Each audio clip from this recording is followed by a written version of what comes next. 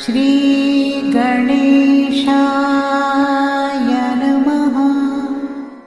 हरे कृष्णा। वर्ष की 24 एकादशियों में ज्येष्ठ के शुक्ल पक्ष की एकादशी सबसे बढ़कर फल देने वाली है। इस एकादशी का व्रत रखने से ही वर्ष भर की एकादशियों के व्रत का फल प्राप्त होता है। इस एकादशी में एकादशी के सूर्योदय से द्वादशी के सूर्योदय तक जल भी न ग्रहण करने का विधान होने के कारण इसे निर्जला एकादशी कहा जाता है। ज्येष्ठ मास में दिन बहुत बड़े होते हैं और प्यास भी बहुत अधिक लगती है। ऐसी दशा में इतना कठिन व्रत रखना सचमुच बड़ी साधना का काम है। नमस्कार मित्रों, आप सभी का हमारे चैनल द वैदिक स्पिरिचुअल में हार्दिक स्वागत है। अगर आपने अभी तक हमारे चैनल को सब्सक्राइब नहीं किया है तो अभी सब्सक्राइब करें और बेल आइकन को प्रेस करें। कथा शुरू करने से पहले आप सभी से अनुरोध है कि कथा को अंत तक जरूर सुनिएगा। तो चलिए श्री हरि विष्णु का नाम लेकर कथा को आरंभ करते हैं। ओम नमो भगवते वासुदेवाय नमः। एक बार 5 पांडवों में से दूसरे भाई भीमसेन अपने पितामह महर्षि व्यासदेव जी के साथ एक महत्वपूर्ण विषय पर चर्चा कर रहे थे। पर आप तो जानते ही हैं कि भीमसेन के लिए महत्वपूर्ण बात यानी भोजन। तो इसी विषय में भीमसेन ने व्यासदेव जी से पूछा, हे पितामह, हर एकादशी के दिन मेरे बड़े भाई युधिष्ठिर, मेरी प्रिय माता कुंती, पत्नी द्रौपदी और तीनों छोटे भाई सहित संपूर्ण परिवार पूर्ण उपवास करते हैं। वह सभी बड़े धार्मिक होने के कारण हर एकादशी पर प्रत्येक व्रत और नियम का पालन करके अन्न जल का त्याग करते हैं और मुझे भी यह परम कल्याणकारी एकादशी व्रत करने के लिए कहते हैं। लेकिन मुझे हर बार उन्हें यही कहना पड़ता है कि मैं भोजन किए बिना नहीं रह सकता, क्योंकि मैं समान प्राणवायु देव का पुत्र हूँ। इसीलिए मेरे लिए भूखा रहना असंभव है।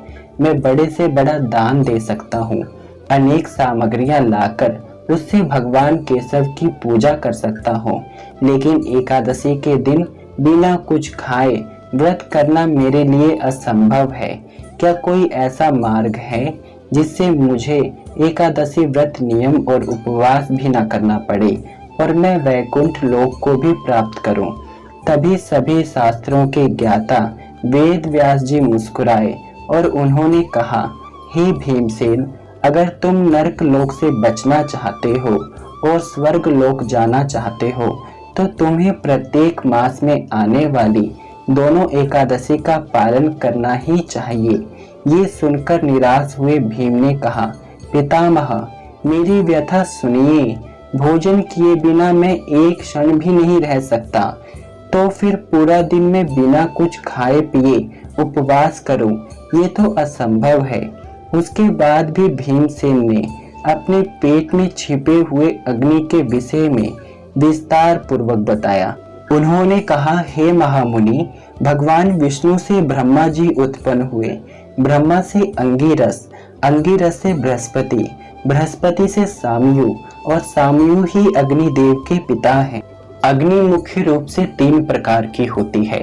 जंगल में लगने वाली दवाग्नि, पेट में पाचन करने वाली जठराग्नि और ठंडे और गर्म समुद्र के संगम से उठते हुए धुएं में छिपी हुई बादव अग्नि।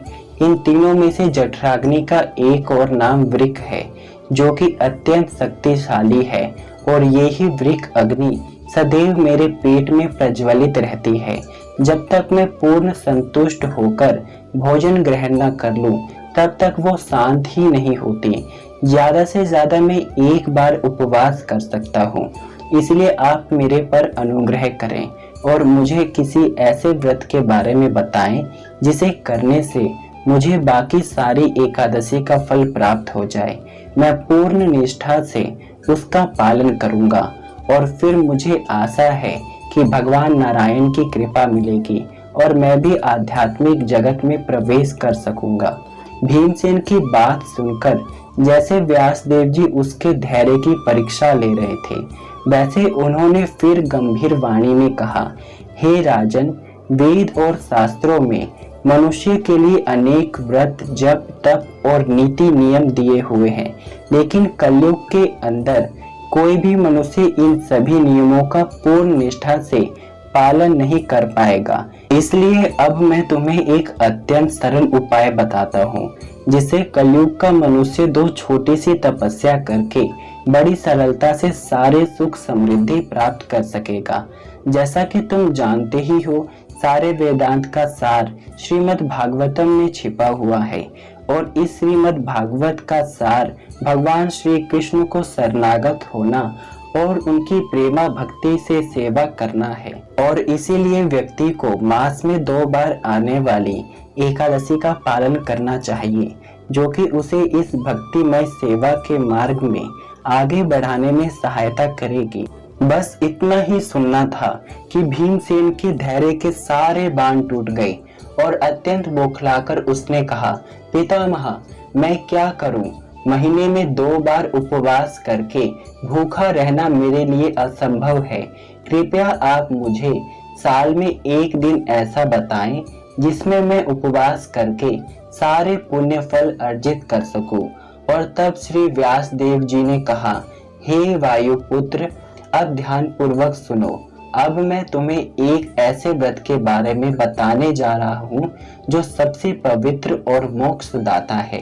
ज्येष्ठ मास के शुक्ल पक्ष में जब सूर्य वृषभ और मिथुन राशि में होता है, उस समय आने वाली एकादशी का तुम्हें पालन करना चाहिए। इस एकादशी को निर्जला एकादशी कहते हैं, क्योंकि इस दिन केवल अन्न ही खाना वर्जित नहीं है, परंतु इस दिन जल का भी त्याग करना होता है। इस एकादशी के दिन सूर्योदय से लेकर द्वादशी के दिन सूर्योदय होने तक व्यक्ति को संपूर्ण निर्जल उपवास रखना होता है, जिसमें पानी भी नहीं पिया जा सकता। जो व्यक्ति इस प्रकार निर्जल एकादशी का व्रत करता है, उसे वर्ष की सभी एकादशी करने का पुण्य फल प्राप्त होता है। श्री व्यास देव जी ने अब इस एकादशी से होने वाले लाभों के बारे में भीमसेन को बताया। उन्होंने कहा, शंख, चक्र, गदा और पद्मधारी स्वयं भगवान विष्णु ने मुझे बताया था कि जो व्यक्ति सभी एकादशी व्रत का पालन करके उपवास करता है, वह सारे पाप कर्मों से मुक्त हो जाता है। लेकिन जो व्यक्ति पूर्ण निष्ठा से निर्जला एकादशी का पालन करता है, उसे सारे एकादशी व्रत का पुण्य फल प्राप्त हो जाता है और उसमें शंका नहीं है।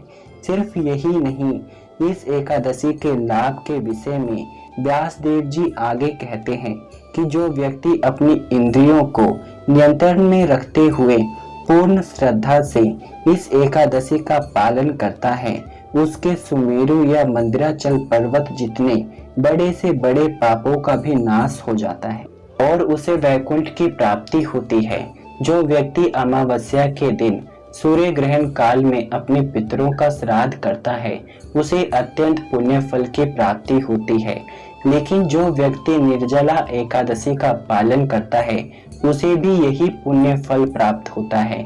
जो व्यक्ति निर्जला एकादशी के दिन अन्न और जल का संपूर्ण त्याग करके व्रत का पालन करता है, भगवान विष्णु के त्रिविक्रम स्वरूप की पूजा करता है और सुपात्र ब्राह्मण को दान देता है, वह जीवन के अंत समय में जन्म मृत्यु के चक्र से मुक्त होकर वैकुंठ लोक को प्राप्त करता है। ये एकादशी बड़े से बड़े पाप जैसे कि ब्राह्मण हत्या, नशीले पदार्थों का सेवन, गुरु ईर्ष्या करना और उनके आदेशों का उल्लंघन करना, झूठ बोलना इत्यादि से भी मुक्ति प्रदान करने वाली है। जब पांडवों ने निर्जला एकादशी का इतना महात्म्य सुना, तो भीमसेन सहित सभी ने संकल्प लिया कि वह सभी निर्जला एकादशी का संपूर्ण निष्ठा पूर्वक पालन करेंगे और तभी से ये एकादशी पांडव निर्जला एकादशी के नाम से भी जानी जाती है।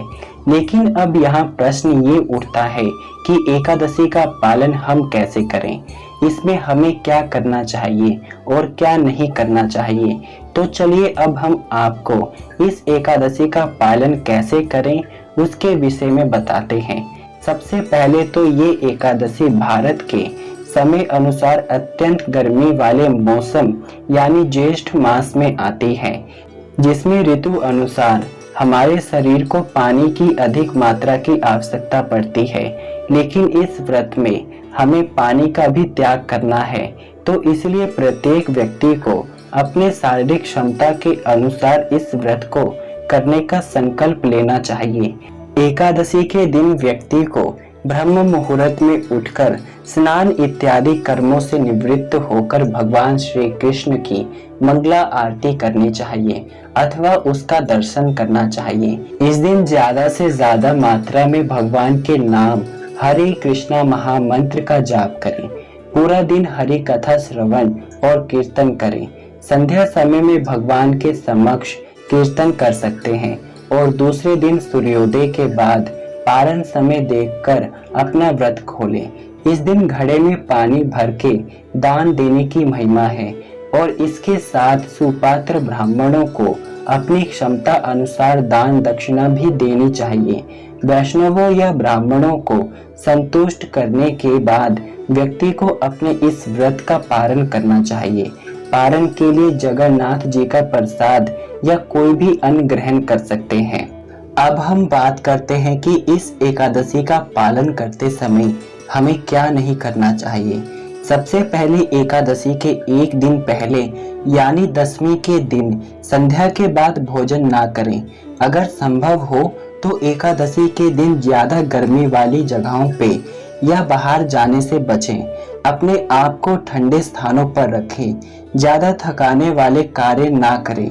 एकादशी के व्रत का संकल्प लेकर दिन भर सोते रहना या मोबाइल इत्यादि में समय व्यतीत करना ये बिल्कुल उचित नहीं है। इसके बजाय अपना दिन हरे कृष्णा महामंत्र के जाप और कीर्तन में व्यतीत करें। इस दिन पर निंदा और फिजूल की बातों से भी बचना चाहिए। द्वादशी के दिन जब पारण का समय हो तो उपवास खोलने के लिए भारी भोजन का सेवन कदापि ना करें। सिर्फ एक अनाज का दाना प्रसाद रूप में लेकर अपना पारण कर सकते हैं और उसके बाद नींबू और गुड़ पानी से अपना व्रत खोलें। इससे आपके शरीर की क्रिया सुचारू रूप से संचालित होगी और दूसरे दिन भी आपका शरीर स्वस्थ रहेगा। तो चलिए संपूर्ण वर्ष की एकादशी का पूर्ण फल प्रदान करने वाले इस निर्जला एकादशी का पालन करते हैं और इस दिन भगवान श्री कृष्ण के पवित्र नाम हरे कृष्णा कृष्णा कृष्णा हरे हरे, हरे राम राम राम हरे हरे का ज्यादा से ज्यादा मात्रा में जाप करके अपनी चेतना को शुद्ध बनाने की प्रक्रिया में अग्रसर होते हैं। हरे कृष्णा।